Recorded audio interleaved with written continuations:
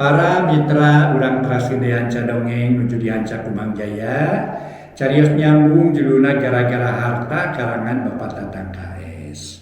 Digaraos para mitra ayeuna teh nincak bagian ka-38 nya wargi. Mohonnya di dinten ka dinten di waktos ka waktos mugi katampi kalayan kabingahan ayeuna nincak bagian ka-38. Atuh para mitra kawargi Mangjaya nusa-nusami ngabandungan dongeng mugi-mugi dongeng-dongeng tiasa dianggo hiburan pang beberapana. Ari kembang kadu naon namina olohok para mitra olohok cenah olohok mata simeuteun kembang kadu namina olohok para mitra sadaya. Mangga dongeng urang teraskeun deui judulna nyaeta gara-gara harta karangan Bapak Tatang KS. Ayeuna nincak bagian ka-38. Mangga nyangakeun wilujeng ngadangukeun.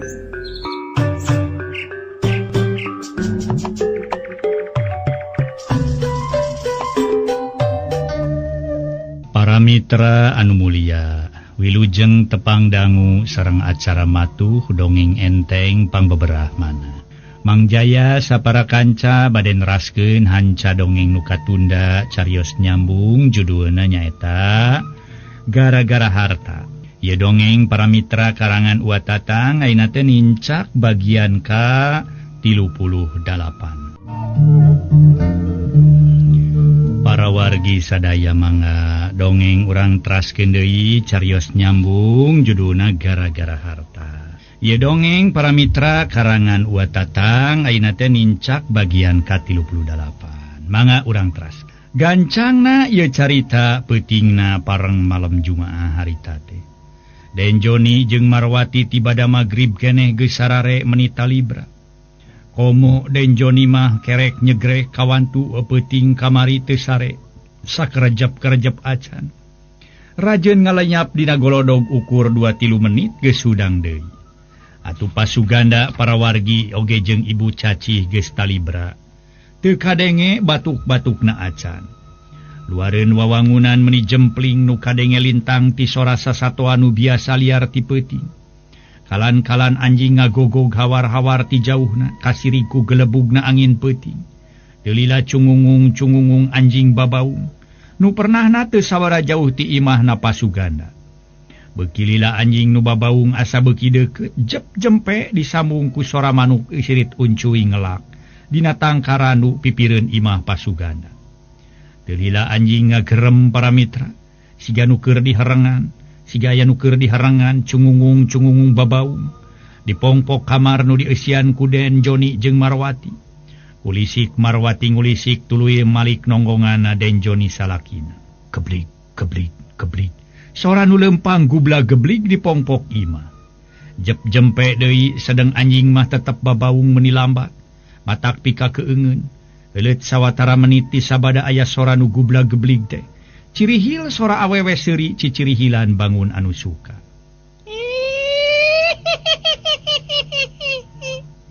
Barakatak deui sora lalaki meuni babarakatakan seuri.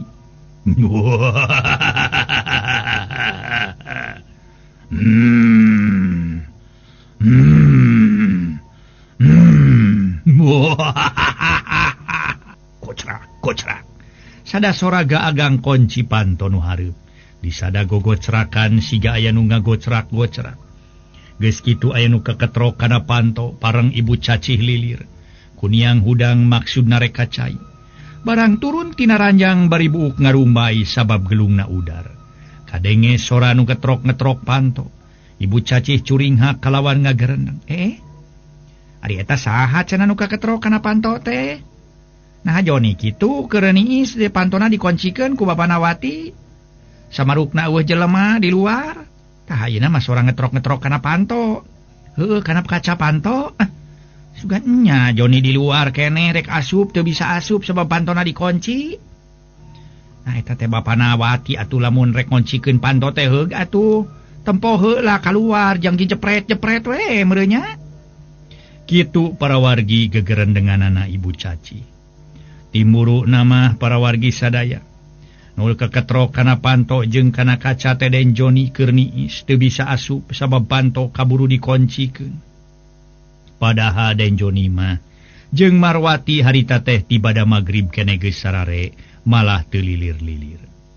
Keletrek ibu Caci ngalaan selot panto kamar, tuluy kaluar rek nempo nu keketro. Berai hordeng disingkapkeun tuluy tunga tengo tina kaca. Na ari breh di teras anu ngajega teu make baju-baju acan. Rupana hideung meles siga areng, buuk panjang bangun gimbal, serengeh seuri bari ugag-igeg. Keur kitu breh aya wujud awewe teu dikutang-kutang acan. Panon sabelah buncelik atuh sabelah deui ukur kongkolakna ngolokor. Buuk gimbal jeung ngariring kiwi. Si horeng si mana horeng makhluk nu hideung teh tayalian iwa ti hiji mayit anu ngabatara karang. Harita teh tura anu kaluar tina kuburan deket ja tempat pependeman harta nu dicokot ku Denjoni cirihil makhluk awewe seuri cicirihilan atuh para mitra bari ngojeng ka ngadeukeutan panto. Disambung ku sora budak ting cerewet ting cirihil siga nu keur hareureuy jeung pada baturna. Malah sada sora nu jejeritan matak ngahariwangkeun. Cungungung anjing babaung barakatak mayit nu ngabatara karang teh seuri samalah make jeung hubugag begeg sagala. Atuh jerit para mitra ibu Cacih ngajerit. Sabab katingali jurig nu wujudna awewe teh calangap. Kalawan tina sungut kaluar babah kaur, aya kana opat sikina tuluy ting karayap kana dada. Deregdeg ibu Cacih lumpat ka kamar bari jejeritan. Puguh we pasuganda salakina nu keura tibra sare teh kontan ngorejat kitu Denjoni jeung Marwati. Tingguru tak kalaluar ti kamar kalawan pasuganda nanya bari satengah gempeur. Astagfirullahalazim, aya naon ibuna? Aya naon ieu teh aya naon? Pasuganda nyekelan awak ibu Cacih meni ngadegdeg. Atuh Marwati ge mairana nanya bari ngajanteng jeung Denjoni dina lawang kamar. Aya naon ibu ngimpen ibu teh? Marwati nyangkana mah nu jadi indung ngimpi. Aduh Gusti nu Maha Agung, itu apana itu? Aya itu. Ibu Cacih teu puguh ka hartina, bari awak ngadegdeg beungeut pias. Itu teh aya naon ibuna itu teh sing jelas atuh nyarita teh. Naya bangsa rek asup ka imah. Sanes bangsat. Nya tu ari kitu aya naon atuh? Cing bok caritakeun aya jurig. Apa mah sauran teh sok nu sanes-sanes bae. Para mitra anu mulia atuh. Atuh da teu baleg nyarita teh. Sok caritakeun aya naon ibuna? Aya nu kaketro kana panto sareng kana kaca. Barang abdi nyingkapkeun hordeng teh ana breh teh. Teuing meuni sadarieun. Ibu Cacih can kebat di selangku ngabirigidig heula. Geus kitu pokna. Barang breh teh aya dua makhluk matak pikasieun nu saurang lalaki bari beungeut jeung awakna hideung siga areng. Saurang deui awewe teu dikutang-kutang acan buuk ngariring kiwik jeung gimbal. Panon sabelah bolotot nu sabelah deui man saukur kongkolakna we ngolokor gede tuluy calangap. Ada surung kuit teh tina sungutna kaluar babah kaur opat siki sagede-gede indung suku ting karayap kana dadana. Soak abdi mah tuh. Cek ibu Cacih ngabirigidi. Keur kitu para mitra cungungung anjing babaung. Atuh jerit Marwati ngajerit bari ngarangkul ka Denjoni ari pasuganda harita ngalesotkeun awak ibu Cacih tuluy ngarongkong bedog. Tina luhur lomari serepet dilugas tuluy kaluar ti kamar. Brai mukakeun hordeng tuluy tunga tengo. Nempoan kaluar tapi di luar eueuh rametuk acan. Dina bakating ku panasaran brai mukakeun panto kalawan kaluar. Sedeng Denjoni mah ngajengjen teu daek ingkah ongkohan ditangkep kudu jadi pamajikan. Nyaan ditilih kana kitu nama pasuganda kawilang ludengan. Cerut turun nempoan kapongpok imah tapi weleh eueuh naon-naon. Teu lila unggah deui bari ngoncikeun panto. Dah ibuna mah sok ngagujrudkeun. Sok ngahariwangkeun eueuh naon majarkeun aya dua makhluk matak pikasieun. Geuning bieu ku bapa ditempoan kaluar eueuh rametuk acan. Tah kitu nu sok cilaka ku pola sorangan mah. Numata kula sok porangan leheng lamun di jero imah kumaha lamun keur di luar heug lumpati gebrus kana lomang atawa kasusukan kapan matak cilaka. Ongkohan apa masa congobuk teu percaya ka bangsa jurag-jurig dedemat dedemit teh. Di mana aya jurag aya jurig dedemit ka ibung keleukan. Geus geda sare ka ditu wati. Tong kabawakeun sieun ku nu sieun bari nage dawuh naon-naon lah. Cek Pasuganda meuni sompral. Marwati jeung Denjoni ngarampi ka kamarna kalawan pantona dikoncikeun ku Denjoni. Kitu deui Pasuganda ngoncikeun pantok kamar. Ari Marwati harita teu buru-buru sare deui kalah ngajejentul diuk sisi ranjang kalawan pokna. Nah leres kitu saur ibu aya dua makhluk matak pikasieun di teras. Tanya Kang Jon, nanging ditinggal ku apa keluar saurna teh teu aya naon-naon. Piraku ibu ngabohong ngangge ngajerit sagala. Sanesku kitu asa kakara nampi leres teh mun kakara upami leres teh aya makhluk kitu. Margi saemut abdi mah teu acan manakan naon-naon di dieu mah. Ceuk Marwati ngarasa kaget. Ku carita anu jadi indung majarkeun di teras aya dua makhluk matak pikasieun. Keteuing atuh tapi keun bae lah tingtong jadi pikiran teuing bising ditinggalian ibu lumeh teu tasare. Tema Denjoni. Goloyoh Marwati ngedeng deui kalawan ngagojo disimbut. Ari Denjoni mah teu buru-buru ngedeng kalah ngahuleng siga nu ngalamun. Bari batin maras inget kana kajadian nu karanapan ku manehna peuting kamari. Ti sabada ngabongkar harta waris ti hiji mayit. Batara Karang. Gerendeng Denjoni ngagerendeng jeroeun dadan. Palang siang nyawe dedemit nu di ditu ka dieu. Kawas namanyangan aing dume hartana ku aing dibawa. Aneta sateu ngartina teh make nyaho aing aya di dieu. Kumaha pikeun nolakna ye? Lamun nya teh mah dedemit di ditu rek ngarah ka aing. Aing teh wae kitu. Ti dieu bari nu jadi pamajikan dibawa. Piraku teh diininan ku indung bapana ayeuna mah sabab aing geus nyarenkeun duit kanu jadi pamajikan. Nu gedena 20 perak.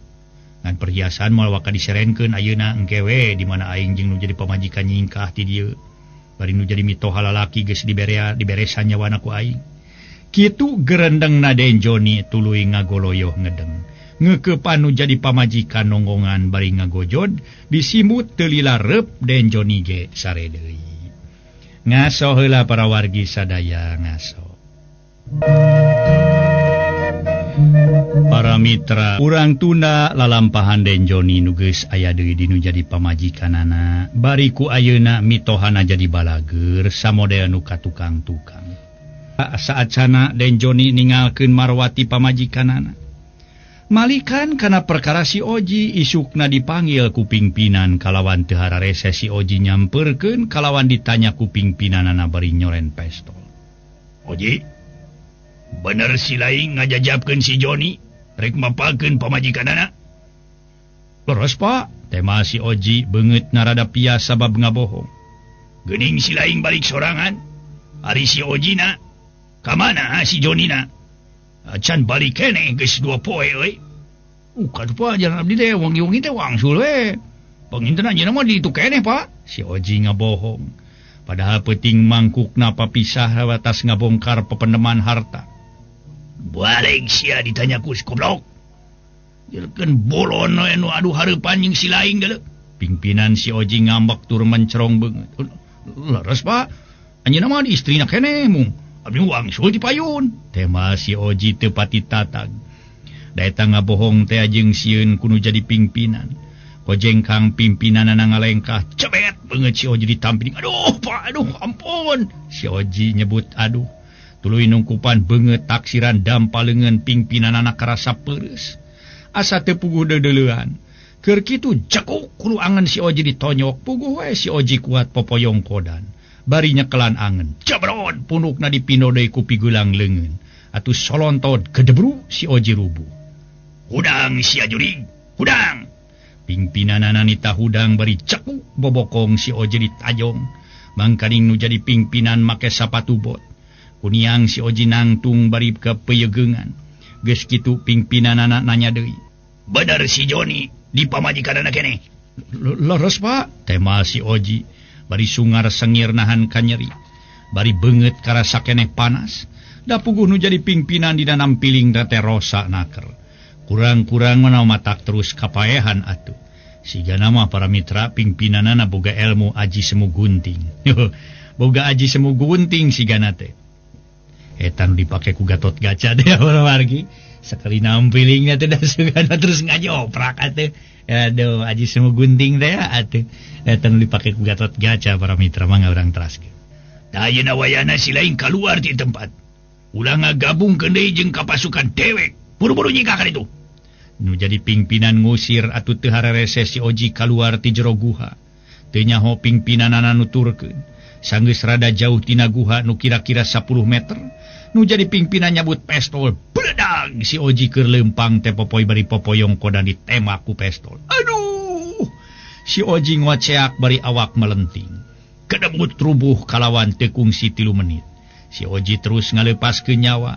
Geus kitu mah layon si Oji digalusur ku babaturanana opatan. Terus di ruang di eta tempat teu beda tina ruang bangke sato. Nyaan manusa-manusa nu malarat kuda dasar agama jeung teu boga rasa di kamanusaan. Kacida biadabna. Cacakan jeung bangsana sorangan ture jeung anu salingkungan oge.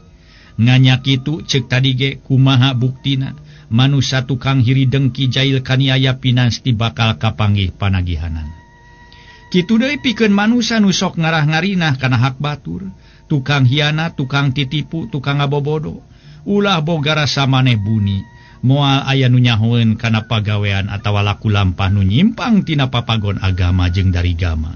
Nu hartina kudu yakin tur percaya ka Allah Subhanahu wa taala. Saco semoncong hok para mitra, lamun mocong hok teh mah Allah maha uninga, maha ningali, maha waspada ka umatna ti masrik nepi ka magrib. Kumaha balukarna pikeun manusa nu tukang saraka, tukang hiri dengki jail kaniaya, tukang hiana, tukang iren panastren, tukang rurumpak dudupak. Kumaha balukarna sifat manusa nu sabar darana tur anu soleh, nu daek silih tulungan. Jelas nama ceuk tadi ge ganjaran sakabeh manusa gumantung kana amal perbuatanana. Mangga para mitra nu micinta kana adongeng ieu urang lajengkeun deui. Kumaha geletuk batuna kecebur caina. Insan nu boga lampah awon sareng kumaha insan anu sabar tur soleh tinangtos bakal kauninga dina ieu carios. Kacaturkeun Den Joni ngahijina jeung nu jadi pamajikan katelah Marwati, lahirna meunang pinangih jeung kasenangan. Pinangih jeung kasinugrahaan ku ayana loba duit jeung perhiasan. Bari perhiasan manepi ka ayeuna can wani ditembongkeun. Sok sumawona diserenkeun kanu jadi pamajikan, masih kena disumputkeun di luhur para. Tapi batin mah keur Den Joni henteu tenang, henteu jongjon, tetep dirobeda ku kahariwang. Jeung kasieun kudu kumaha nolakna, kahariwang jeung kasieun dirina. Sabab dedemit atawa makhluk teu sirikna unggal peuting, sok nemongan tampolana sok loba dedenge anu tanpa jirim. Sedang numineng kawenehan numineng ngadenge rupa-rupa soratan pajirim, iwati ibu caci mitohana Den Joni. Malah Marwati ge pamajikan Den Joni sawaktu-waktu sok ngadenge kana eta sora nu ngondang pikakeungeun. Ku dasar kitu ibu caci dina hiji poe cacarita kanu jadi salaki. Samalah Marwati oge aya. Ngan Den Joni pareng keur sare sabab geus tuman sok sare ti beurang. Para wargi anu mulia, harita atuh ibu cacih nyarita. Apana kumaha atunya teu sirikna heuleut dua mah peuting. Abdi mah sok loba dedengean nu matak pikakeungeun sanejan teu kungsi ningali deui makhluk samodel kamari ieu ge. Anyaran Joni datang. Coba peuting kamari, cacakan sore kene, kakara 7:30, parang abdi rek nyokot gelas di tukang. Ngadenge nu ngobrol gegerendengan di kamar mandi, bari pantok kamar mandi rada melenge. Disangki ku abdi Marwati jeung Joni keur dicarai, sabab kadenge sora awewe sesirian. Kulantaran abdi panasaran, brai pantok kamar mandi teh di pangangguran dibuka. Tapi di jerona eueuh sasaha. Ana puringkak teh bulu punu kontan muringkak. Gentak abdi ka jero deui teu sirikna ngabiricit lumpat. Peutingna parang abdi lilir ningali gagang kunci pantok kamar siga nu muter-muter ti luar.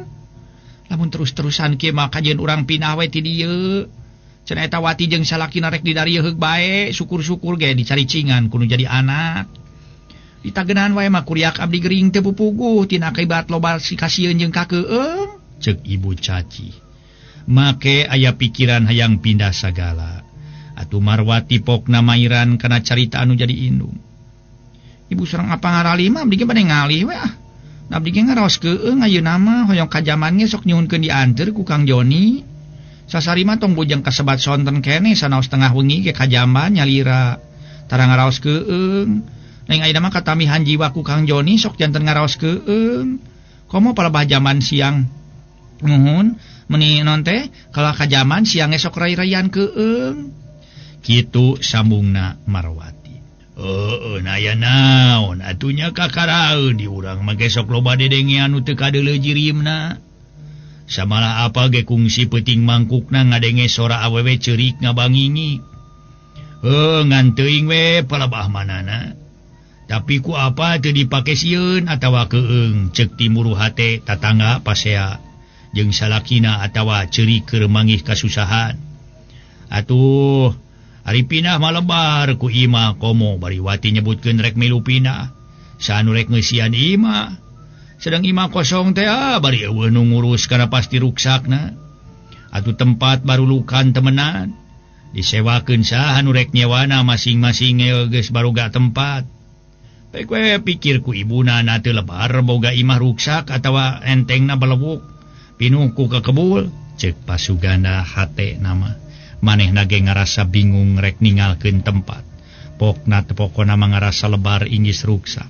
Da memang bener diteang kadinya nama.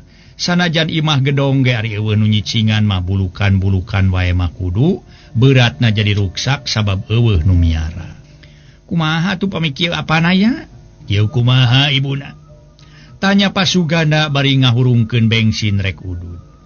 Mun urang ngangkir sesepuhan apana we atuh teh Mang Ibro.